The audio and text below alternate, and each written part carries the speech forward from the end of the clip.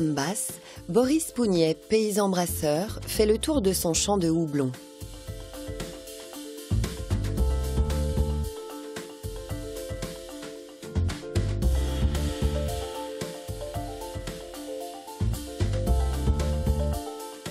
Donc le houblon, là on est dans la houblonnière. Le houblon c'est un des ingrédients qui est absolument nécessaire à la bière, mais c'est pas l'ingrédient principal. On en met vraiment très peu.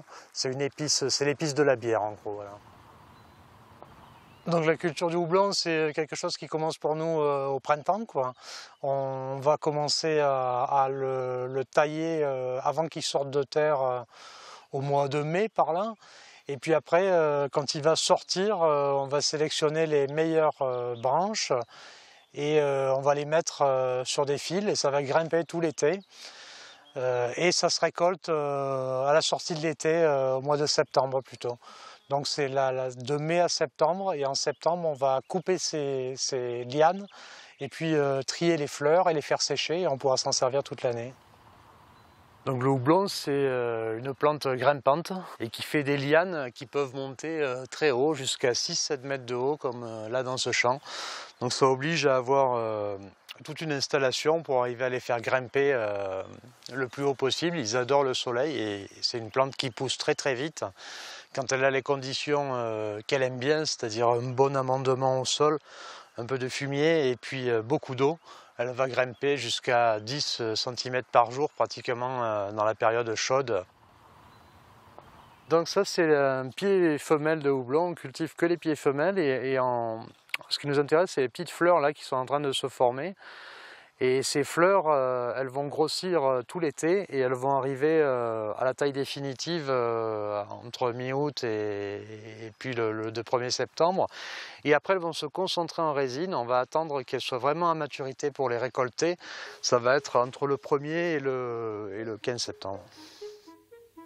Boris se rend ensuite à la brasserie Cordeuil afin de brasser la bière.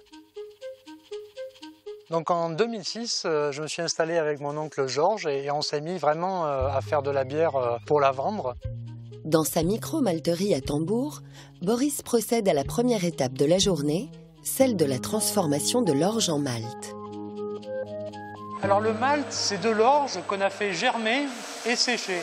Donc ça, c'est typiquement un mélange de malt d'orge avec laquelle on va préparer le brassin.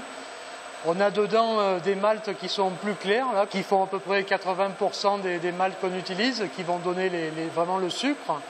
Et puis il y en a ici des plus ambrés qui vont donner une jolie petite couleur et puis aussi un goût de caramel, de biscuit.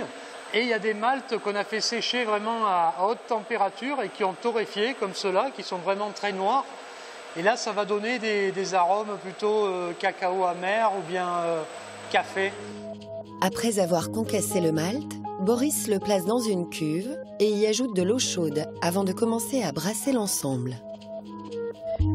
L'idée pendant cette étape-là du brassage, c'est de faire du sucre, quoi. C'est-à-dire on va laisser agir à la température d'action des enzymes qu'on veut voir agir et on va transformer l'amidon du grain en sucre. À la fin du brassage, un gâteau se forme avec d'une part les restes d'écorce d'orge que l'on appelle la drèche et d'autre part le liquide qui devient le mou de bière et qui sera ensuite filtré. Là on est en train de sortir la drèche, c'est-à-dire le résidu du brassage. Ça vaut pas grand-chose mais ça a encore pas mal de propriétés pour nourrir les animaux. Il y a beaucoup de vitamines dedans, ça favorise la lactation. Nous, on le donne à un collègue qui est à côté. Après avoir effectué un prélèvement afin de connaître le taux de sucre du mou, Boris y ajoute le houblon qui va apporter goût et amertume à la bière. Elle est ensuite stockée pendant une dizaine de jours dans une cuve de fermentation. Donc je fais un petit prélèvement pour suivre ma fermentation. Alors la fermentation, elle est très rapide, elle prend une semaine à 10 jours. Mais après, par contre, derrière, on va avoir 3 semaines à 1 mois de garde où on va baisser la température. Ça permet de stabiliser, d'homogénéiser les goûts, en fait. Tous les arômes qui sont issus du malt, du houblon, de l'eau, tout ça va être plus homogène. Si le Verdon est une terre de culture et de gastronomie, c'est aussi une terre